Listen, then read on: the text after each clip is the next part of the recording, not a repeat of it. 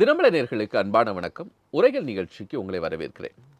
2026 சட்டமன்ற தேர்தல்.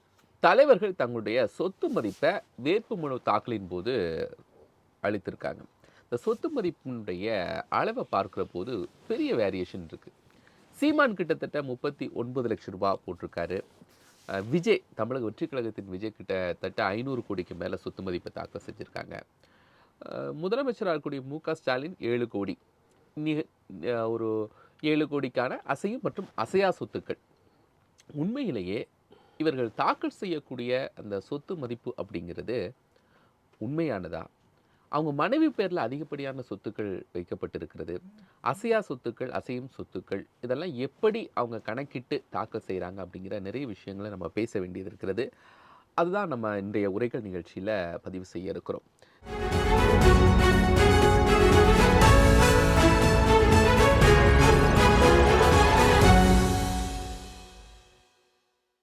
விஜய், ஸ்டாலின், சீமான் யாருக்கு என்ன சொத்து? இது சார்ந்து பேசுவதற்காக 2 கருத்துரையாளர்கள் நம்மோடு இணைகிறாங்க. கட்டுரையாளர், முன்னாள் வருமான வரித்துறை அதிகாரி திரு பாஸ்கரன் கிருஷ்ணமூர்த்தி மற்றும் பத்திரிகையாளர் திரு கே.ஆர். ஆதித்யன். இருவரையும் வரவேற்றுக்கொள்கிறேன். வணக்கம். வணக்கம் ஆதித்யன் சார், ரொம்ப வருஷமாக இந்த தேர்தலில் வேட்புமனு தாக்கல் செய்யும் போது அரசியல் தலைவர்களுடைய அந்த வேட்புமனுவில் அவங்களுடைய சொத்து மதிப்பை பார்த்து வியந்திருப்பீங்க. வேட்புமனு தாக்கல் செய்தலே இவர் தான் வேட்பாளர்களே கோடீஸ்வர வேட்பாளர் அப்படின்லாம் தனி கட்டம் கட்டி செய்திகள்லாம் நம்ம பார்த்துருப்போம். அப்படி நீங்கள் வியந்த விஷயங்களும் இப்போ 2026 முதலமைச்சர் ஸ்டாலின், விஜய், சீமான் இவங்களுடைய சொத்து மதிப்பையும் நீங்கள் எப்படி பார்க்குறீங்க? அதாவது ஒவ்வொரு தேர்தலையும் வேட்பாளருடைய சொத்து மதிப்பு பார்த்துட்டே வரும்போது வர வர என்ன ஆச்சுன்னா, கோடீஸ்வரர்கள் இல்லாமல் வேற யாரும் போட்டியிட முடியாதுங்கிற நிலைமை வந்துட்டு. ஓரளவு கம்யூனிஸ்ட் கட்சி, சில தலித் தொகுதிகளில் போட்டியிட வேட்பாளர் தவிர பெரும்பாலும் கோடீஸ்வரர்கள் தான் தேர்தலில் போட்டியிட முடியும் அப்படிங்கிற நிலைமை இருக்கு. இத்தனைக்கும் அவங்க சொத்து கணக்கில் பலர் குறைச்சி காமித்தால் கூட, இப்போ இந்த சொத்து கணக்கில் பலர் அதாவது நம்ம கையில் ஒரு சொத்தை வாங்கும்போது ஒரு அன்னைக்கு உள்ள மதிப்பை போட்டிருப்போம். 10 வருஷத்துக்கு முன்னால் உள்ள மதிப்பு தான் அதில் இருக்கும். ஆனால் இப்போ அந்த கணக்கு காட்டும்போது அந்த மதிப்பை காட்டுறாங்க, மார்க்கெட்டு மதிப்பை காட்டுறது இல்லை. அப்படி கூட சிலர் காட்டுறதா சொல்கிறாங்க. அதனால நம்ம அவங்க சொல்கிற மதிப்பு அவங்க 100% சரிங்கிறது வருமான வரி கணக்குப்படி பார்த்தா வேணால் சரியாக இருக்கலாமா ஒழிய மற்றபடி சரியாக இருக்க வாய்ப்புகள் இல்லை. ஏன்னா நம்ம இப்போ ஒரு உதாரணத்துக்கு நம்ம விஜய் அவருடைய மதிப்பு, அவர் தனிப்பட்ட முறையில் பெரிய சூப்பர் ஸ்டாரு, தொடர்ந்து ஹிட் படமாக கொடுத்துருக்க ஒரு படத்துக்கு 200 கோடி வாங்குறேன், 250 கோடி வாங்குறான்னு சொன்னாங்க. ஆனால் அவர் காட்டியிருக்க சொத்து மதிப்பு பார்த்தா கிட்டத்தட்ட மொத்தமே 700 கோடிட்டு தான் வருது. அது 3 படத்தில் வர தொகை வருது. அப்போ இதுக்கு முன்னாடி நடித்த படம் தொட்டில் எங்கே போச்சு? அது ஒன்று கேள்வி இருக்குது. அது மட்டும் இல்லாமல் இப்போ அவர் சொத்தில் அவர் அந்த அதிகாரிகள் மதுரையில் ஒரு பெரிய ஸ்கேம் நடந்து தெரியுமா? அப்போ இந்த மாநகராட்சியில் கல்யாண மண்டபத்தை வீடுன்னு சொல்லி கொடுத்து டேக்ஸை குறைக்கிறது. விஜய் படூரில் வித்தியாசம் வீடுன்னு காமிச்சிருக்காரு. 1 லட்சம் சதுரடி வீடாக வச்சுருப்பாங்க யாரோ, வீடுன்னு காமிச்சிருக்காரு அந்த சொத்து பட்டியலில். ஆனால் பார்த்தா வித்தியாசம். நீட்டு தேர்வுக்கு எதிராக கடுமையாக குரல் கொடுக்கறது தான் விஜய். ஆனால் நீட் தேர்வு பயிற்சி மையத்துக்கு எங்கேயோ அரியலூரில், எங்கேயோ உடையார்பாளையம் பக்கத்தில் ஒரு நீட் தேர்வு மையம் ஒன்று இருக்குது. அதுக்கு 20 கோடி ரூபா கடன் கொடுத்துருக்காரு. சொந்த மனைவி, மகள், அப்பா, அம்மா எல்லாத்துக்கும் கடன். அதை பற்றி வருமான வரித்துறை சட்டம் அனுமதிக்குது. 1961 சட்டப்படி அவங்களுக்கு கடன் கொடுக்கலாம். அதுக்கு வரி விலக்கு இருக்குது. ஒருவேளை அவங்க அந்த பணத்தை வச்சு வருமானம் ஈட்டினா தான் அது இவருக்கு சேரும் அப்படின்னு சொல்கிறாங்க. அப்போ இதெல்லாம் யார் சொல்லிக் கொடுக்கா? ஒவ்வொருக்கும் அவங்க ஆடிட்டர் சொல்லிக் கொடுக்கறது தான். சரியான ஆடிட்டர் தான் இந்த மாதிரி கணக்கு ஈஸியாக காமிக்கலாம். சரியான ஆடிட்டர் இல்லைன்னா ஜெயலலிதா மாதிரி மாட்டிக்கிட்டு ஜெயிலுக்கு தான் போகணும். அப்போவுமே ஆடிட்டர் பட்டப்பாடு நம்மளுக்கு தெரியும். ஏன்னா அந்த காலத்துலேயே எம்ஜிஆரை கூட அவர் அந்த கட்சி ஆஃபீஸ் வாங்கும்போது என் மனைவிட்ட கடன் வாங்கன்னு சொல்லியிருக்காரு. ஜானகியம்மா அந்த கட்சி ஆஃபீஸ் விவரத்தில். அந்த மாதிரி அதாவது இதெல்லாம் ஆடிட்டர் கணக்கு எழுத கொடுக்குறதா, அதுலேயும் தவறு இருக்கும்போது தான் மாட்டாங்க. ஆனால் பொதுமக்களுக்கு தெரியும். இது ஒரு இது. இப்போ முதலமைச்சர் ஸ்டாலினை பொறுத்தவரை மொத்தமே 9-10 கோடிக்குள்ளே தான் காட்டிருக்காரு. அவருக்கு மனைக்கும் குறைஞ்சபட்ச நகை, கார் இல்லை. அதில் கார் வழக்கமாகவே பெரிய பெரிய பணக்காரர் கொடி யாருமே சொந்த கார் காட்டவே மாட்டாங்க. அவங்க கம்பெனி பேரில் கார் இருக்கு மேலே சொந்தமாக கார் இருக்குது. ஏன்னா அது டிப்ரிசியேஷன் அப்படின்னு சொல்கிறாங்க. ஆனால் இந்த மாதிரி இப்போ ஸ்டாலினை பொறுத்தவரை அவர் தான் ஒரு கட்சியின் தலைவர். அவர் நினைச்சா ஒரு மாவட்ட செயலர் 500 கோடி எடுத்து செலவழிக்க தயார். அப்படி ஒரு நண்பர்களை ஒரு தலைவர்கள் மாடுகள் கூட்டத்தை வச்சிருக்காரு கையில. எத்தனை லட்சம், எத்தனை ஆயிரம் கோடிகள் செலவழிக்கிறதுக்கான ஒரு கூட்டத்தை உருவாக்கி வச்சிருக்கனால, அவர் வந்து சொத்து மதிப்ப இவ்வளோ காமிச்சா அவர் இருந்தா கூட போதும். அப்படி ஒரு நிலைமை அவரு இருக்காரு. கலைஞர் இருக்கும்போது இப்படிதான் காமிச்சிட்டு இருந்தாங்க. அவர் எழுத்தாளர். அதுல வந்து வருமானம் அப்படிலாம் காமிச்சிட்டு இருந்தாங்க. சீமான் வந்து இப்ப தான் அவர் இந்த அரசியலுக்கு கொஞ்சமா வந்துட்டு இருக்காரு. அதனால அவருக்கு சொத்து மதிப்பு இவ்வளவுதான் 3,74 கோடி தான் என்னமோ காமிச்சிருக்காரு அவரு. அது வழக்கம் போல காரு எல்லாமே புதுசு புதுசா வந்து காமிச்சிருக்காரு. பட் இதெல்லாம் மக்கள் மத்தியில வந்து இது வந்து கோடீஸ்வரங்கள் அந்த மாதிரி ஒரு விதம் வந்து முதலமைச்சருடைய அவங்க அந்த சொத்து மதிப்பு பட்டியல் எப்படி சார் பாக்குறீங்க? யாரு? முதலமைச்சருடைய சொத்து மதிப்பு. முதலமைச்சர் சொத்து மதிப்பு அதான் சொல்ல அது கிட்டத்தட்ட 9,10 69 கோடி என்னமோ இருக்கு. அவருக்கு அவர் மனைவி காட்டுங்க. அவர் வீட்டுல 2 பேர் தான். அவரு ஒரு மனைவி மட்டும்தான். அவருக்கு சொந்த வீடு இருக்கு. மற்றபடி அவர் மகன் மருமகன் வந்து இன்னைக்கு அவரு யாரும் நமக்கு தெரியும். மாப்பிள்ளை வந்து பெரிய ஒரு நம்பர் ஒன் அவர் டீமுக்கு பேக் போனவர். மகன் உதயநிதி பெரிய ஜெயண்ட் ரெட் ஜெயண்ட் பிலிம்ஸோட ஓனராக இருந்தார். இப்போ பையன் அடுத்த பையன் வந்துட்டான் வச்சுக்கோங்களேன். அதான் ஒரு நாள் கேட்குறாரு, விஜய் வந்து 350 கோடி இவ்வளோதான் சொத்து 350 கோடி தான் 400 கோடி தான் 450 கோடி காட்டுறாரு. அவரை வச்சு படம் எடுத்த இவர் இவ்வளோதான் காமிக்காருன்னு சொல்லி உதயநிதியை கேட்குறாங்க. அதாவது இவரை வச்சு அவரே பல கோடி காமிக்கும் போது இவங்கெல்லாம் குறைச்சி காமிக்கிறாங்க. அப்போ அந்த சொத்தை வந்து இன்ஸ்டியூஷனல் ஆக்குறாங்க. அந்த வருமானத்தை அதுக்கு வந்து சட்டம் அனுமதிக்குது. வருமான வரித்துறை வந்து அதுக்கு வந்து ஆடிட்டர்கள் வழி சொல்லி அப்படிதான் நம்ம பார்க்க வேண்டியது. ஆனால் பொதுமக்கள் மத்தியில் தெரியும் எல்லாத்துக்குமே. இப்போ வந்து கோடீஸ்வரர் இவங்க தான் பணம் இருக்கு. ஆனாலும் இவங்க தான் தேர்தலில் வர முடியும். மற்றவங்கலாம் ஏழை பாளைகள்லாம் இன்னும் எலெக்ஷன் தேர்தலுங்கிறத எட்டாக்கனி ஆகிட்டு தான் நான் பாஸ்கர் கிருஷ்ணமூர்த்தி சார், உங்கள் பார்வை என்ன இவங்களுடைய? Very good. முதல்ல ஒரு சில விளக்கங்களை கொடுத்துருவோம். நீங்கள் வந்து முதலமைச்சர் சொத்து மதிப்பு அப்படின்னு சொன்னீங்க. அது முதலமைச்சர் சொத்து மதிப்பு இல்லை, குளத்து வேட்பாளர் சொத்து மதிப்பு. அதை நான் முதல்ல மாற்றிக்கிறேன். அது இல்லை. ஏன்னா அவர் முதலமைச்சராக இருக்கிறார். அதனால் அந்த சொத்து மதிப்பு வந்து முதலமைச்சர் சொத்து மதிப்புங்கிற நான் ஏற்றுக்கல. அது சரிங்களா? அது தவறு தான். இப்போதைக்கு கொளத்தூரில் இருக்கக்கூடிய திமுக வேட்பாளர் அவர் இப்போ முதலமைச்சராக இருக்கிறார் என்பது உண்மைதான். அதனால் அந்த வேட்பாளரின் சொத்து மதிப்பு அது ஒன்று. அப்புறம் 2வது, இந்த சொத்து மதிப்புகளுக்கும் வருமான வரித்துறைக்கும் ஒரே ஒரு இடத்துல தான் வந்து என்ன சொல்லுவாங்க, ஒரு ஒரு ஒரு ஒற்றுமை இருக்கிறது. என்ன அப்படின்னா, அநேகமாக இந்த சொத்து இதன் மூலம் வந்த எல்லாவற்றையும் அவர் ஏற்கனவே வருமான வரி தாக்கல் செய்திருப்பார்கள். வருமான வரித்துறை தாக்கல் செய்திருப்பாங்க அப்படிங்கிறது தான். சரிங்களா? இப்போது 2, 3 விஷயங்கள் நம்மளோட நேயர்களுக்காக சொல்கிறோம். ஒன்று, இது வந்து ஒரு பிரமாண வாக்குமூலம். நல்லா உங்களுக்கு since you are advocate your self, உங்களுக்கே நல்லா தெரியும். நீங்கள் வழக்கறிஞர்னால. இது வந்து ஏதோ ஏனோ தானோ போர் எடுத்து சொல்லிட்டு போகிறதில்ல. இது வந்து அவளை கையெழுத்து போட்டு கொடுத்து ஒரு கான்ஸ்டிடியூஷனல் அத்தாரிட்டி எலெக்ஷன் கமிஷன் முன்னால் கொடுக்கக்கூடிய ஒரு பிரமாண வாக்குமூலம். சரிங்களா? இதில் நமக்கு வந்து சந்தேகப்படுவதற்கான முகாந்திரம் இல்லை. ஆனால் நம்பத்தகாதாக இருக்கலாம். அதாவது அதுக்கு வந்து எனக்கு அது மேலே சந்தேகம் இல்லை. ஆனால் அதுக்கு அது மேலே நம்பிக்கை இல்லை அப்படி சொல்ல முடியும். ஆனால் இது தவறு என்று சொல்வதற்கு எந்த முகாந்திரமும் இல்லை. ஏன்னா அவங்க பிரமாண வாக்குமூலம் கொடுக்குறாங்க. அது மேலே நான் கேள்வி எழுப்புறேன், ஒரு சந்தேகம் எழுப்புறேன் அப்படின்னா என்கிட்ட அது சரியான முகாந்திரம் இருக்கணும். அது இல்லாமல் இருக்க முடியாது. ஏன்னா as an advocate you know very well. ஒருவர் வந்து ஒரு அத்தாரிட்டி முன்னாலும் பிரமாண வாக்குமூலம் கொடுக்கறத நான் கேள்வி எழுப்புறேன் அப்படின்னா, அதில் எனக்கு ஒரு சந்தேகம் வருது அப்படின்னா எனக்கு என்ன முகாந்திரம் இருக்கிறது? சரிங்களா? இப்போ நீங்கள் சொன்ன மாதிரி தான் கொளத்தூரில் அவருக்கு வேட்பாளர்.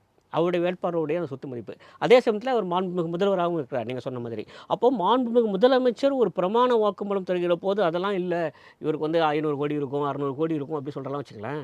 போகிற பாக்கில் சொல்லிட்டு போகலாம். அது வேறு விஷயம். ஆனால் அது அப்படி இல்லை.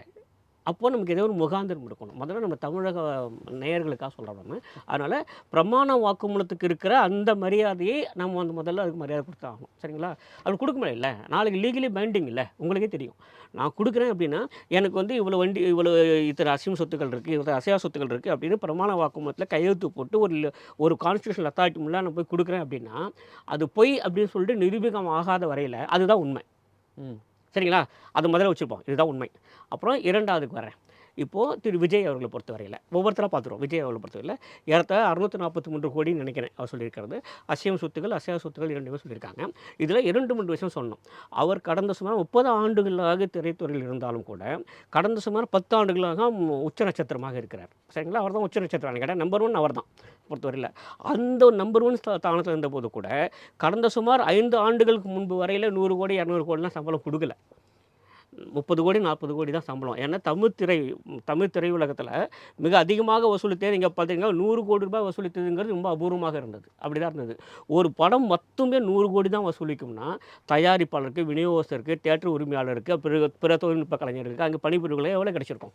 இவருக்கு மட்டும் எப்படி 100 கோடி 200 ரூபாய் கொடுத்துருக்க முடியும்? அப்போது எவ்வளோ கொடுத்துருப்பாங்கன்னா, பொதுவாக எவ்வளோ இருக்கும் அப்படின்னா, ஒரு படத்தினுடைய மொத்த செலவில் ஏறத்தாழ 40லேருந்து 50% ஒரு உச்ச நட்சத்திரங்கனால இவர் கொடுத்துருக்கலாம். சரிங்களா?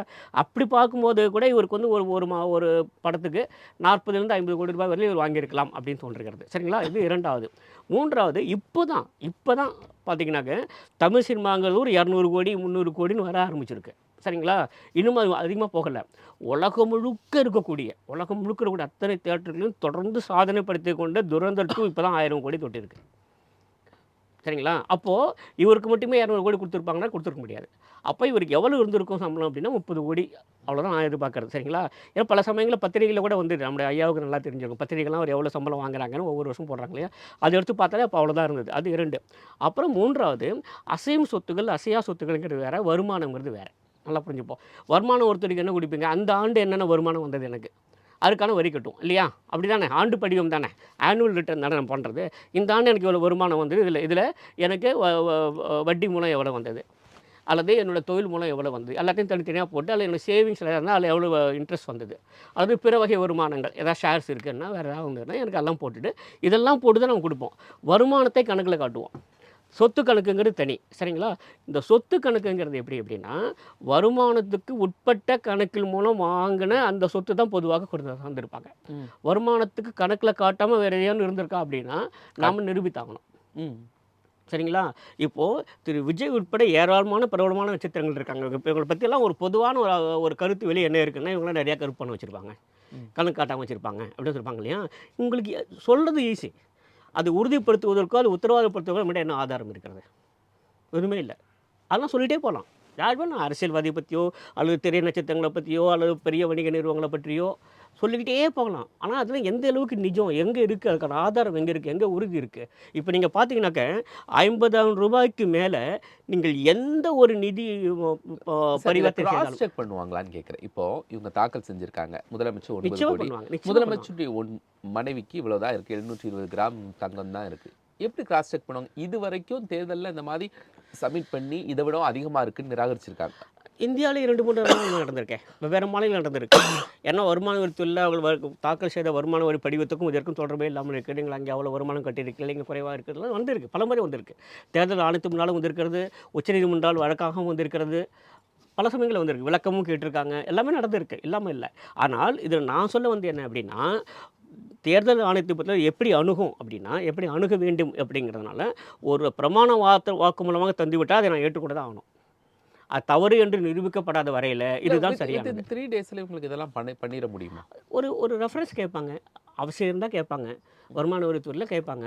அது மட்டுமே இல்லை, நீங்கள் பார்த்தீங்கன்னாக்க தேர்தல் ஆணையம் இதை வாங்கிவிட்டு அதன் பிறகு அனுப்பிவிட்டு பிறகு கூட விளக்கம் கேட்கலாம். சரிங்களா? தேர்தல் நிறுத்த வேண்டுங்கிற கட்டாயம்லாம் அவங்களுக்கு இல்லை. பிரமாண வாக்குமூலம் கொடுத்து விட்டார்கள். அப்புறம் ஒருவேளை அங்கே ஏதேனும் உங்களுக்கு சந்தேகம் இருந்து வச்சுங்களேன், உடனடியாக வருமான வரித்துறையை தொடர்பு கொள்ளலாம். இவர் காமிச்சிருக்காரு, சரியாக இருக்குமா இல்லையா அப்படின்னு கேட்கலாம். ஆனால் கேட்டதும் ஆக வேணுங்கிற கட்டாயம் இல்லை. சரிங்களா? 1. அப்புறம் 2வது, சார் இப்போ ஒருத்தருக்கு எங்கேயோ ஒரு ப்ராப்பர்ட்டி இருக்குது, இதை எப்படி அனலைஸ் பண்ணுவாங்க? அது அனலைஸ் பண்ணி தேர்தல் வேலை இல்லைங்க. அது எப்படி பண்ண முடியும்னு நினைக்கிறீங்க நீங்கள்? இல்லை, அப்போ எப்படி இப்போது அதுக்காக தான் பிரமாண வாக்குமூலம் உங்களுக்கே தெரிஞ்சிருக்கும். பிரமாண வாக்குமூலத்தோட அடிப்படை கட்டமைப்பே எப்படி இருக்கிறது சொல்லுங்கள். ஒரு அஃபிடவிட் தெரியுங்க, ஸ்வோன் அஃபிடவிட், பிரமாண வாக்குமூலம் கொடுக்குறீங்க. அதோட அர்த்தம் என்ன? அது உண்மை அப்படியே ஏற்றுக்கொள்வதற்காக தான் ஸ்வோன் அஃபிடவிட். அதுக்கு மேலே உங்களுக்கு வேணால் நீங்கள் நீதிமன்றத்தை அணுகலாம், எப்போ வேணாலும். ஏன்னா அது ஆல்ரெடி இருக்குது, நீங்கள் கமிட் ஆகிட்டீங்க.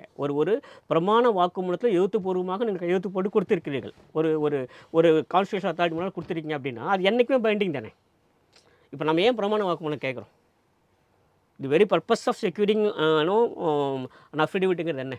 ஒரு ஸ்வோன் அஃபிடவிட் எதுக்காக கேட்குறோம்? ஒரு உறுதிமொழியின் கீழே ஒரு பிரமாண வாக்குமூலம் கொடுக்குறாங்க அப்படின்னா அதுக்கான அர்த்தம் என்ன? சட்டப்படி என்னென்ன, இது உண்மைதான், இது ஏதேனும் தவறு இருந்தால் அவர் தான் முழு பொறுப்பு.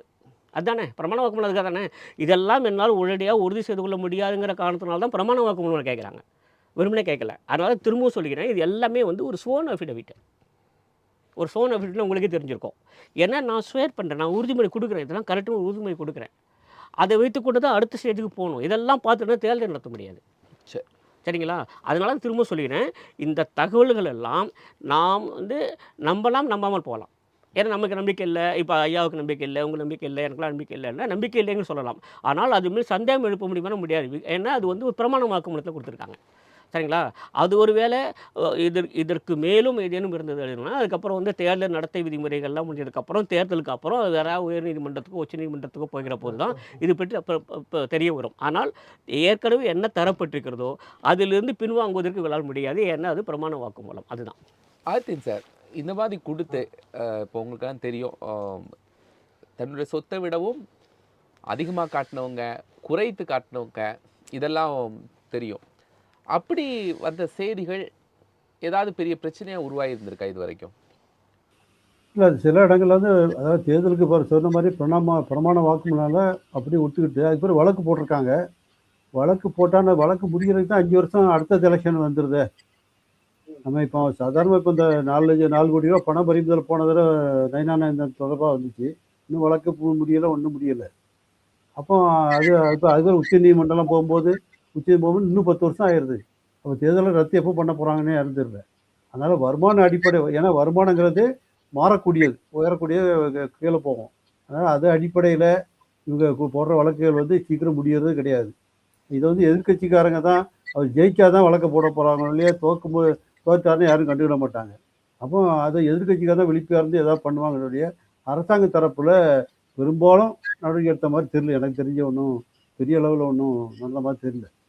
இதுக்காக ஒருத்தர் தகுதி அளவு பண்றாங்க அந்த மாதிரிலாம் ஒன்றும் கிடையாது. ஏன்னா வேற இன்னொரு இடத்துல இந்த எம்பி ஆன பிறகு இன்னொரு இடத்துல வருமானம் பட்டான்னு நம்ம சோனியா இவங்கெல்லாம் பணம் பறிச்ச இந்த பதவி பறிச்சாங்க. அது பார்லிமெண்ட்ல பண்றாங்க. இங்க யாரும் தனிப்பட்ட முறையில் பெரிய அளவுல தேர்தல் ஆணையம் பின்னாடி எடுத்துட்டாங்கன்னு தெரியல. முதலமைச்சருக்கு ஒரு கார் சொந்தமா இல்ல அப்படிங்கறதெல்லாம் எப்படி சார் எடுத்துக்கிறது? இல்ல அது வந்து அதுதான் அது கார் பொறுத்தவரையில நீங்க வந்து பெரிய பெரிய நிறுவனங்களுடைய தொழில் ஓனர்கள் கூட கார் வைக்கிறது இல்லை, வைக்க மாதிரி காட்ட மாட்டாங்க. அவருடைய நிறுவனம் வந்து கார் வச்சிருக்கோம். அதை பார்த்தீங்கன்னா கார் வந்து டிப்ரிசியேஷன் வேல்யூ அதிகம் உள்ளது. ஒரு கார் வாங்கி 6 மாதத்துல அவருடைய வேல்யூ வந்து 20-30% போயிடும். ஸோ அதனால அதை வந்து பெரும்பாலும் பெரிய பெரிய ஆளுங்க யாருமே சொந்தமாக கார் வைக்கிறாங்க. ஆனால் நடிகர்கள் வைப்பாங்க. ஏன்னா அவங்க ஒரு ஆள் தான் சம்பாதிக்கிறாங்க. அவங்களுக்கு வந்து வரி மட்டுமே அவங்களுக்கு வந்து சூப்பர் டேக்ஸ் போடுவாங்கன்னு நினைக்கிறேன். அவங்க ஏன்னா இண்டிவிஜுவல் இன்கமே 50 கோடி 100 கோடி வரும்போது சூப்பர் டேக்ஸ் போடுவாங்க, சாருக்கு தெரியும். அதனால அவங்க அதிகமாக பணம் அவர் இப்போ விஜய் நம்ம ஒரு வகையில் சொல்கிறோம், இவ்வளோ சம்பாதிச்சு இவ்வளோ தான் சொல்கிறாரு, 10 வருஷமா இவ்வளோ வருஷமா சம்பாதிச்சுக்காண்டு. ஆனால் அவரால் சூப்பர் டேக்ஸ் கட்டியிருப்பார். கணக்கு காட்டுற தொகைக்கு அதிகமாக டேக்ஸ் கட்டியிருப்பார். 1 கோடிக்கு 35 லட்ச ரூபா என்னமோ நினைக்கிறாரு.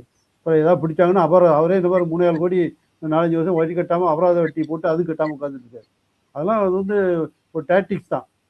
இந்த மாதிரி வருமான வரி கணக்கை எப்படிலாம் பண்ணுறது டாக்டிக்ஸ் தான். பிறகு ஏதாவது சலுகை கேட்குறது. இன்னைக்கு பாருங்கள், நீங்கள் ஹைதராபாத்தில் நான் இப்போ சொன்னாலும் முதலமைச்சர் ஜெயலலிதாவுக்கு மறைந்த மூலம் ஜெயலலிதாவுக்கு சொந்தமான ஒரு ஹைதராபாத் கட்டிடம் வந்து சீல் வச்சுருக்காங்க. பணம் 1 கோடி 70 லட்ச ரூபா கட்டலாம், டேக்ஸ் கட்டலாம். இப்போ பண்ணியிருக்காங்க. அவங்க இறந்த பிறகு எவ்வளோ நாள் ஆச்சு, இப்போ பண்ணியிருக்காங்க இன்னைக்கு. அந்த மாதிரி அது வந்து வருமான வரைக்கும் அப்போ எந்த அளவில் வேகமாக நடக்குதுன்னு நம்ம பார்த்துக்க வேண்டியதுதான். ஆனால் இதுதான் அதனால் பணம் வந்து அந்த தலைவர்கள் வந்து எளிமையான வாழ்க்கையை கடைப்பிடிக்கிறோம் அப்படிங்கிறத மக்களுக்கு ஒரு முன்மாதிரியாக இருக்கணும். அதான் பழைய ஒரு 10-30 வருஷம் முன்னாலே போயிட்டாராம். இப்போ இந்த கம்யூனிஸ்ட் கட்சியில் மட்டும்தான் தலைவர்கள்லாம் இந்த ஒரு சில எம்எல்ஏக்கெல்லாம் பார்த்துருப்போம். இன்னும் அந்த குடிசை வீட்டில் இருக்கோம், ஒய்ஃப் வேலை பார்க்குறோம். கேரளாவில் அதிகமாக இருக்கும் அந்த மாதிரி. முதலமைச்சர் ஒய்ஃபே வேலை பார்த்து மும்மன் ஜாண்டின்னு இருக்கேன், காங்கிரஸ் ஒய்ஃப் வேலை பார்த்தாங்க பேங்க்ல. அப்படிலாம் இருக்கும். அந்த மாதிரிலாம் ஒரு நடைமுறை அங்கெல்லாம் இருக்குது. ஆனால் தமிழ்நாட்டில் அந்த நடைமுறை எல்லாமே மாறி போய் டாட்டா சும்மா கார் இல்லாத ஒரு அரசியல்வாதி இல்லைங்கிற நிலைமை தான் இருக்கு. அந்த மாதிரி ஆகி போச்சு. இப்போ முதலமைச்சர் அப்படிங்கும்போது அவருடைய மனைவி, அவங்களுடைய பிள்ளைங்களுடைய சொத்துக்கள் அதெல்லாம் அந்த லிஸ்ட்ல கணக்கிடப்படாதா சார்? இல்லை அது வந்து தனி போயிடும். அவங்க தனி குடும்பம் ஆயிடுறாங்களே. ஏன்னா நியூக்ளியர் ஃபேமிலி ஆயிட்டுல. இப்போ ஜாயின்ட் ஃபேமிலினா ஓரளவு இண்டு அன்டிவைடட் ஜாயின்ட் ஃபேமிலி ஒரு கணக்கு இருக்கு. ஆனால் இது வந்து அவங்களாம் இண்டிவிஜுவல் தனி வீடு தனி ஃபேமிலி ஆகியிருப்பாங்க. அவங்க இப்போ ஹஸ்பண்ட் ஒய்ஃபே தனியாக கணக்கு வச்சா தனித்தனி கணக்காயிருத அப்படி வந்துடுது. அப்படிங்கும்போது இதெல்லாம் தனித்தனி அவங்க எவ்வளோ வச்சுருக்கான்னு தெரியாது. நம்ம அது காட்டும் உதவி சொத்து கணக்கு பார்த்தாலும் தெரியும்ல. அப்படி அவங்க கூட வந்திருக்கும். அவருடைய அதில் எவ்வளோ வருமானம் ஈட்டுறா என்னெல்லாம் பார்த்துருப்பாங்க. அதனால் அதெல்லாம் போயிடும்.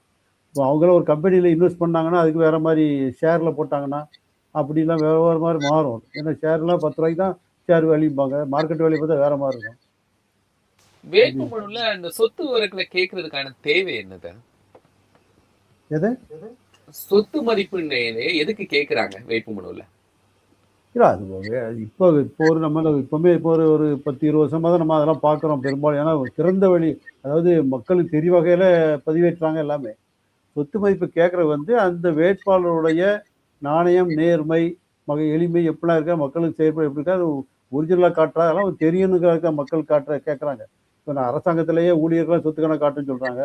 பிரைம் மினிஸ்டர் மோடிலாம் அவர்லாம் கணக்கு காட்டுறாரு. அதே மாரி அந்த அடிப்படையில அது ஒரு நேர்மையான ஒரு இது வெளிப்படைத்தன்மை இருக்கணுங்கிறதுக்காக தான் இந்திய போல நடைமுறை கொண்டு வந்துட்டு இருக்காங்க. தேர்தல் ஆணையமும் அத வந்து பண்ணுது. அத இத அமுல்படுத்துது. பாஸ்கர் கிருஷ்ணமூர்த்தி சார், அஹ், தேர்தல் ஆணையம் வெளிப்படைத்தன்மை அப்படின்னு, அப்போ வெளிப்படைத்தன்மையில் எளிமையானவங்கள ஒரு டைமில் அடையாளப்படுத்துறதுக்கு பயன்படுச்சுல, இப்போது பொருளாதாரத்தில் ரொம்ப அதிகமாக இருக்குது அப்படிங்கும்போது அது ஏதாவது பெரிய ரிஃப்ளெக்ஷன் ஏற்படுத்துமா? இல்ல அது பெரிய அளவு ஏற்படுத்தாது. ஏன்னா, இப்ப நீங்க பார்த்தீங்கன்னாக்க, ஒரு 50 ஆண்டுகளுக்கு முன்பு, 60 ஆண்டுக்கு முன்பு அப்படி இருந்தது. அதாவது என்னன்னா, பணக்காரங்கலாம் மோசமானவங்க, ஏழைங்கலாம் ரொம்ப நல்லவங்க அப்படிங்கிற மாரி இருந்தது இல்லையா? அப்புறம் அ தொழில் நடத்துவர், தொழில் அதிபர்லாம் மோசமானவங்க, தொழிலாளிகள்லாம் நல்லவங்க, அந்த மாரிலாம் இருந்தது இல்லையா? அதெல்லாம் வந்து ஒரு மித்து தான். சரிங்களா? அது திரைப்படங்கள் ஏற்படுத்தி விட்டு ஒரு மாயை. அப்படி கிடையாது. ஒரு நல்லவர் அல்லது தீயவர் அப்படிங்கிறது அவர்கிட்ட இருக்கிற பணத்த வச்சு இல்ல. அவருடைய மனநிலையை வச்சு தான் இருக்கிறது. சரிங்களா? பல பேர நானே பார்த்துருக்கேன். பேர்லாம் சொல்ல விரும்பல. இருந்தாலும் நல்லவர்ங்கனால சொல்ல இப்போ பொள்ளாச்சி மகாலிங்கம் ஐயா இருந்தாங்க. அவங்க வந்து எல்லாமே சொல்லுவாங்க, மிகச்சிறந்த ஒரு தொழிலதிபர் அப்படி சொல்லுவாங்க. அதனால ஒரு நல்ல தொழிலதிபராக இருப்பவர்களும் இருந்திருக்கிறார்கள். அதே சமயத்தில தொழிலாளிகள் மத்தியில கூட மிக மோசமானவர்களா வந்திருக்காங்க. அதனால ஒரு வர்க்கத்தை வைத்துக்கொண்டு ஒருவர் நல்லவரா, தீயவராங்கிறத நம்ம ஏத்துக்கிறதே இல்ல. அவருடைய பணம் எவ்வளோ இருக்கிறது, அவருடைய நிறைய பணம் இருக்கு, அதனால இவர் மோசமானவரா இருப்பார் அப்படிலாம் இல்ல. சரிங்களா?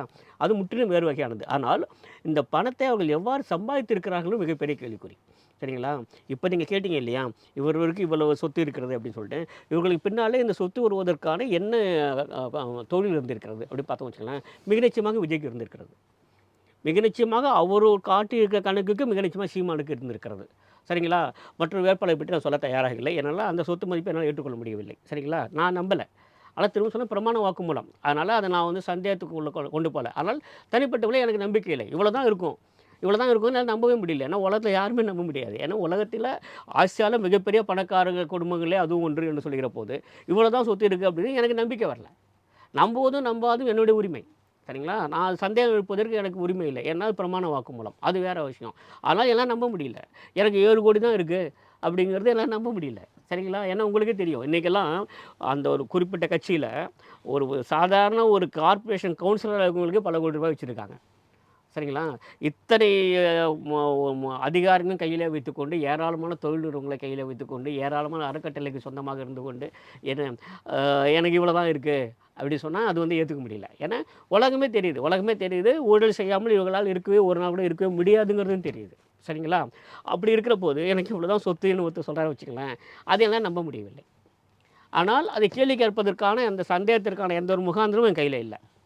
எனக்கு ஏத்துக்க முடியல. எனக்கு நம்பிக்கை இல்ல. அதனால நீங்க பார்த்தீங்கன்னாக்க, எப்படி வந்தீங்கங்கிற ஒரு கேள்வி வருதுல்ல. திரு விஜய் அவர்கள் நம்முடைய ஐயா சொன்ன மாரி, அவர் ஒரு உச்ச நட்சத்திரமாக இருந்திருக்கிறார். அவர் எவ்வளோ சம்பாதிச்சாரு எனக்கு தெரியாது. நான் ஒரு 30 கோடிங்கிறாங்க. ஐயா வந்து ஒரு ஒரு படத்துக்கு 100 கோடின்றாங்க. எவ்வளோக்குலாம் தெரியாது. ஆனால் ஒரு மிக நிச்சயம் உச்ச நட்சத்திரமாக இருக்கிறார். சம்பாதித்திருக்கிறார். அதே மாரி அம்மையார் ஜெயலலிதா அவர்கள் மிகவும் உச்ச நட்சத்திரமாக இருந்தார்கள். எம்ஜிஆர் அவர்கள் தமிழகத்தில வந்து மிக உச்ச நட்சத்திரமாக இருந்தார்கள். அவர்கள்லாம் உண்மையிலேயே சொத்து வருவதற்கான அத்தனை வழிகளும் அவர்களுக்கு இருந்தன. இல்லாமலாம் இல்ல. அதெல்லாம் இல்லாம இவங்களுக்கு எப்படி வந்தது? அந்த கேள்வி வரணும்ல. ம். அது யாரா பதில் சொல்லணும்ல. எனக்கு இவ்வளோ தான் சொத்துங்கிறத எங்களால ஏத்துக்க முடியல. சரி இவ்வளோ தான் சொத்து வச்சுப்போம். இந்த சொத்து எப்படி வந்தது? நம்புற மாதிரியே இல்லை அப்படிங்கிறது. ஆமா நம்ப முடியல, நம்ப முடியல. எப்படி பார்த்தாலும் நம்புற மாதிரி இல்லை. நம்புற மாரி இல்ல. அது குறைவாக இருக்கிறது நம்ப முடியல. அதே மாதிரி இது எவ்வளவோ இருக்குங்கன்னு எல்லாமே சொல்லிக்கிறாங்க. ஆனா இவங்க வந்து இவ்வளோதெல்லாம் காட்டுறாங்க அப்படிங்கும்போது, ஏதோ நடந்து கொண்டிருக்கிறது. இல்ல 2, 3 வழிகள் இருக்கு சார். ஒன்று வந்து ஏராளமான அறக்கட்டளை இருக்கின்றன. அறக்கட்டளை இல்ல, நான் இப்போ பேர்லாம் சொல்ல ஒண்ணு வேண்டாம். ஒண்ணு ஒண்ணு சார். முதலமைச்சர் டிஃபெண்டர் கார்ல போறாரு. ஏதோ ஒண்ணுல போறாருன்னு சொல்றாங்க. நான் வித்தியாசத்துக்கு சொல்லுவேன். இல்ல ஒண்ணு நான் திரும்ப சொல்றேன் வேட்பாளர் தான் பேசுவேன். நான் முதலமைச்சர்னு பேசுறது இல்ல. நான் என்னுடைய இதுல ஆமா, ஆமா. வச்சுக்கிறேன். அப்போ அது அரசினுடைய வாகனமா இருக்கலாம். பட் அதுக்கான வாய்ப்பு கிடையாது. அப்போ இன்னொரு நபருடைய வாகனம். பட் அத பயன்படுத்துறாங்க அப்படிங்கும்போது, கிட்டத்தட்ட இவங்களுடைய அரசினுடைய அது என்ன ஆயிடுச்சுன்னா, பலமுறை நாமே பலமுறை அதுதானே எழுதியிருக்கோம், மக்களுக்கு ஒரு பேசியிருக்கோம். சந்தேகமா இருக்கு. ஆமா, பலமுறை நானும் அதை கேள்வி கேட்கிறேன், திரும்பவும் எழுதுறேன், பரிசு பேசுறேன். கிடைத்தது ஏன் அப்படின்னா, அப்படின்றாங்க. ஏராளமான அறக்கட்டளை வைத்திருக்காங்க. குடும்ப அறக்கட்டளைகள். சரியா? வெளிய பார்க்கும்போது பொது அறக்கட்டளை, அது குடும்ப அறக்கட்டளை தான். உங்களுக்கு பேர்லாம் சொல்ல விரும்பல. சரிங்களா? ஒவ்வொரு அறக்கட்டளைக்கும் ஏராளமாக சொத்து இருக்கிறது. அறக்கட்டளை உங்களுக்கே தெரியும் வந்து எக்ஸம்ப்ட் ஃப்ரம் இன்கம் டாக்ஸ். வருமான வரி கட்ட வேண்டாம். எல்லாம் ஒரு ஒரு குடும்பத்தில ஒரு 10 அறக்கட்டளை வச்சிருக்காங்க. அந்த அறக்கட்டளையில் என்ன வேணால் பண்ணலாம் நீங்கள். அது வந்து வருமான வரிக்குள்ளேயே வராது. அந்த அறக்கட்டளையிலேருந்து உங்களுக்கு எதாவது கிடைக்க போதா, எனக்கு ஒன்றும் கிடைக்க போதா, இல்லவே இல்லை. அவங்களே தான் இருக்க போகிறாங்க. அவங்களும் அவங்க பிள்ளைகளும் அவங்க பிள்ளைகளும் அவங்க பிள்ளைகளும். கட்சியே அப்படி இருக்குது, ஆட்சியே அப்படி தான் இருக்குது. அறக்கட்டளை மட்டும் ஏன் அப்படி இருக்கக்கூடாது? அப்படி தான் இருக்கும். அதனால் அவர் பேரில் இருக்கிறான்னா இல்லை, அறக்கட்டளை பேரில் இருக்கானா இருக்கும். அறக்கட்டளை பேரில் ஆயிரக்கணக்கில் இருக்கும், ஆயிரக்கணக்கான கோடிகள் இருக்கும், நமக்கு தெரியாது. அந்த அறக்கட்டளை யார் கையில் இருக்குது? அவங்க கையில் தான் இருக்குது. சரிங்களா? நான் என்ன சொல்கிறேன், நான் வந்து சின்னதாக ஒரு பொட்டி கடை வச்சுருக்கேன். என்கிட்ட ஒரு வீடு இருக்குது. இந்த பொட்டி கடை என் பேரில் தான் இருக்குது. நான் வாங்குறதெல்லாம் இந்த பொட்டி கடை பேரில் தான் வாங்குறேன் நான். அது என்கிட்ட வெளியே சொல்லும்போது எனக்கு அந்த ஒரு பொட்டி கடை மட்டும் தான் இருக்குன்னு சொல்கிறேன். சரிங்களா? ஆனால் அது பின்னாடி இருக்கக்கூடிய ஒரு மிகப்பெரிய ஒரு சாம்ராஜ்யம் இருக்குல்ல, அதில் சொல்ல வேண்டிய அவசியம் இங்கே இல்லையே எனக்கு. ஏன்னா இட்ஸ் செப்பரேட் என்டைட்டி. ஏன்னா அது வந்து அறக்கட்டளை ஆயிடுச்சு. ஸோ இந்த அறக்கட்டளைக்கு என்ன இருக்குது, நான் ஏன் இங்கே சொல்லணும்? முடிஞ்சு போச்சுல்ல. அப்படியே இருந்தால் கூட அது எப்படி வருமான வரிக்குள்ளே வரப்போகிறது இல்லை. இதெல்லாம் தான் எப்படின்னா, இவ்வளோ தான் சொத்தா அப்படின்னு கேட்டால் நிச்சயமாக இல்லை. ஆனால் இவ்வளோ சொத்து நிச்சயமாக இருக்குது. இது மேலே இருக்கா இல்லையான்னு நம்மளால சொல்ல முடியாது. அதனால் அதுதான் நான் திரும்ப சொல்கிறேன், பிரமாண பத்திரத்தின் மீது நான் எந்த ஒரு சந்தேகத்தையும் எழுப்பவில்லை, எழுப்ப தயாராக இல்லை. ஆனால் அதை நம்பவும் தயாராக இல்லை. நான் ஏன் நம்பணும்?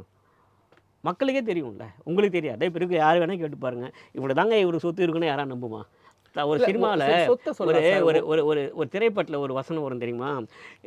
இது சட்னின்னு சொன்னால் இட்லி கூட நம்பாது, அந்த மாதிரி ஒன்று வரும் தெரியுமா? இது சாம்பார்னு சொன்னால் இட்லி கூட நம்பாதுன்னு சொல்லுவாங்களா? அந்த மாதிரி இவருக்கு இவ்வளோ தான் சொத்து அப்படின்னா சுற்றி இருக்கவங்களே நம்ப மாட்டாங்க. நம்மலாம் விடுங்க, யாருமே நம்ப மாட்டாங்க. ரொம்ப தீவிர ஆதரவாளர் இருக்காங்கல்ல, அவங்க கூட நம்ப மாட்டாங்க. இது உண்மை இல்லைன்னு தெரியும். ஆனால் இது பொய்யும் இல்லை. இரண்டுக்கும் இடையில ஏதோ ஒன்று இருக்கு இல்லையா? அதுதான். அங்கே தான் நமக்கு வந்து ஒரு பெரிய கேள்விக்குறி வருது. இது உண்மை இல்லை, அதே சமயத்தில் பொய்யும் இல்லைங்கிற போது, நீங்கள் நம்மளாம் போங்க இவ்வளோதான் அப்படின்னு சொல்லி கொடுக்குறாங்க இல்லையா? இன்றைக்கு இந்திய ஜனநாயகம் அங்கே தான் நிற்குது. இந்திய ஜனநாயகம் இப்போ பெருந்தலைவர் காமராஜரை பற்றி இவங்க என்னெல்லாம் உதவி பேசுனாங்க, நான் அப்போது உன்னிப்பாக கவனித்திருக்கிறேன். எப்படிலாம் பேசுனாங்க.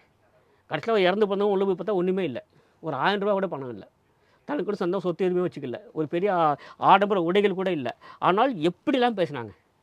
சுவிஸ் பேங்க்கில் இவருக்கு வந்து இத்தனை கோடி ரூபாய் பணம் இருக்குன்னு பேசுனாங்க அப்போ. ஒன்றுமே இல்லை. ஆனால் இன்றைக்கு இத்தனை 1000 கோடி ரூபாய் வைத்துக்கொண்டு ஆனால் ஒன்றுமே இல்லைன்னு சொல்கிறாங்க. இதையே நம்ம கேட்டுக்கொண்டு இருக்க வேண்டியது, சகித்து கொண்டு வேண்டியது இருக்கிறது. இதுதான் இந்திய ஜனநாயகத்துக்கு இருக்கக்கூடிய ஒரு மிகப்பெரிய அவலம். இதுதான். தேர்தல் ஆணையெல்லாம் கேள்வி கேட்க முடியாது.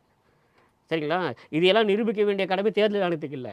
நீங்கள் வேணால் உங்களுக்கே தெரியும். ஏன்னா எலெக்ஷன் ப்ராசஸ் இருக்கிற வரைக்கும் எலெக்ஷன் பெட்டிஷன் போட முடியாது. உங்களுக்கே தெரியும். நீங்கள் உயர்நீதிமன்றத்துக்கோ உச்சநீதிமன்றத்துக்கோ தேர்தல் நடத்தை விதிமுறைகள் இருக்கும்போது நீங்கள் போக முடியாது. சரிங்களா? அது முடிஞ்சதுக்கப்புறம் தான் போகணும். அது முடிஞ்சதுக்கப்புறம் போகணும் கூட உங்களுக்கு நிரூபிப்பதுக்கு என்ன இருக்கிறது? ஒரு குற்றச்சாட்டாக மட்டும் தான் உங்களால் கொடுக்க முடியும். அவருக்கு 2000 கோடி இருக்குது அப்படின்னு நம்ம சொல்கிறோம் வச்சுக்கோங்க. 2000 கோடி இருக்குது, என்ன என்கிட்ட காட்ட முடியும்? ஒன்றுமே பண்ண முடியாதுல்ல. நான் ஏதோ சாமானிய ஒருவனாக இருந்து கொண்டு ஒரு இடம் இருக்குது 2000 கோடி ரூபாய்க்கான ப்ரூஃப் கொடுக்கணும், என்னால் எப்படி கொடுக்க முடியும்?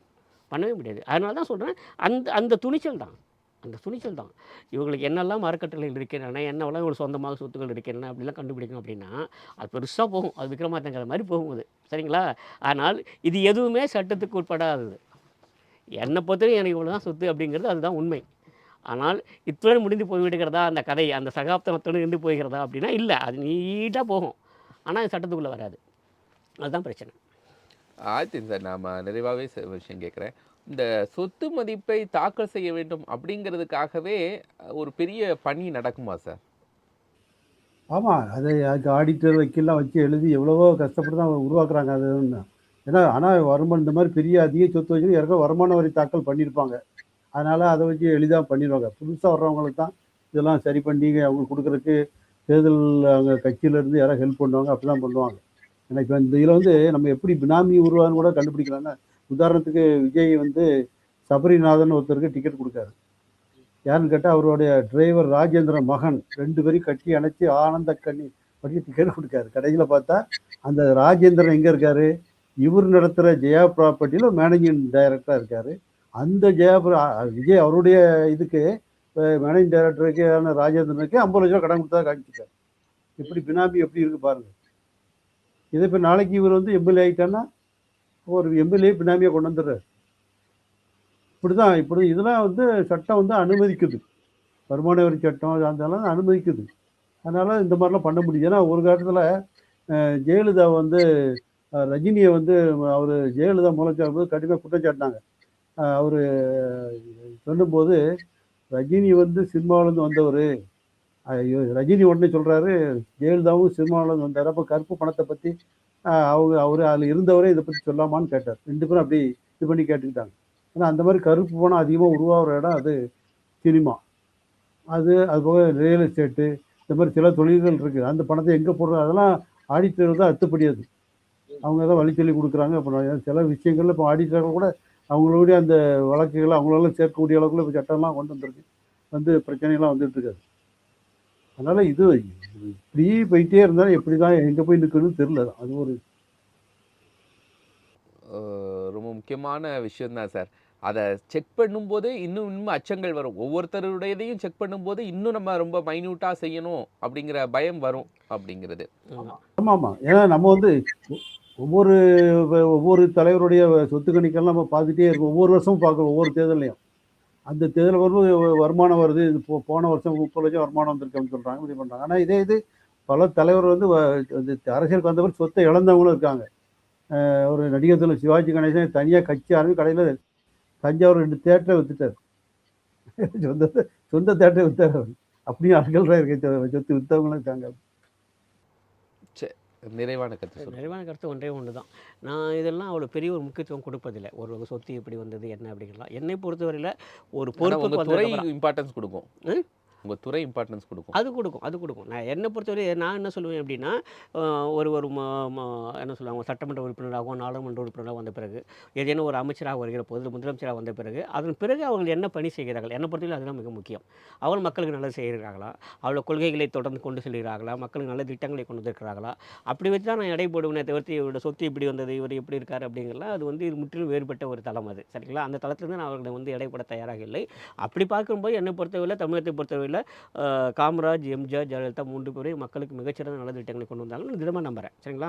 அதன் பிறகு அவங்க பின்னால் என்ன நடந்ததுன்னு பார்க்க விரும்பல. அஃப்கோர்ஸ் ராஜாஜியும், காமராஜரும் முற்றிலும் வேறு வகை. அவங்க வந்து பொது வாழ்க்கையில் தூய்மைக்கு அவங்க 2 பேர் தான் அடையாளங்கள். தமிழ்நாட்டை பொறுத்தவரையில் பொது வாழ்வின் அடையாளங்கள்னா ராஜாஜியும், காமராஜ் தான் சொல்லலாம். அவர்களோட எல்லாரும் ஒப்பிட முடியுமா அப்படின்னு தெரியல. ஆனால் மக்களுக்கு நல்லது பயக்குதுன்னு பார்க்குறபோது என்னை பொறுத்தவரை நான் எம்ஜிஆரும், ஜெயலலிதா நல்லது செய்திருக்கிறார்கள் என்று நான் நம்புகிறேன். மற்றபடி இப்போ நீங்கள் சொல்லிய குலத்து வேட்பாளர் இருக்கக்கூடிய நம்முடைய தமிழக முதலமைச்சர் அவர்கள் அவருடைய பணிகள் எப்படி இருக்குன்னு பார்த்தா நம்ம பண்ணணுமே தவிர்த்து சொத்துக்களை வைத்துக்கொண்டு ஒரு எடை போடுவது என்பதை என்னால் ஏற்றுக்கொள்ள முடியவில்லை. நன்றி, நன்றி சார். விஜய், ஸ்டாலின், சீமான் யாருக்கு என்ன சொத்து அப்படிங்கிற விவாதத்தில் 2 கருத்துரையாளர்கள் நம்மோடு பங்கெடுத்தாங்க. கட்டுரையாளர் திரு பாஸ்கரன் கிருஷ்ணமூர்த்தி, பத்திரிகையாளர் KKR ஆதித்தன், இருவருக்கும் மனமார்ந்த நன்றிகள்.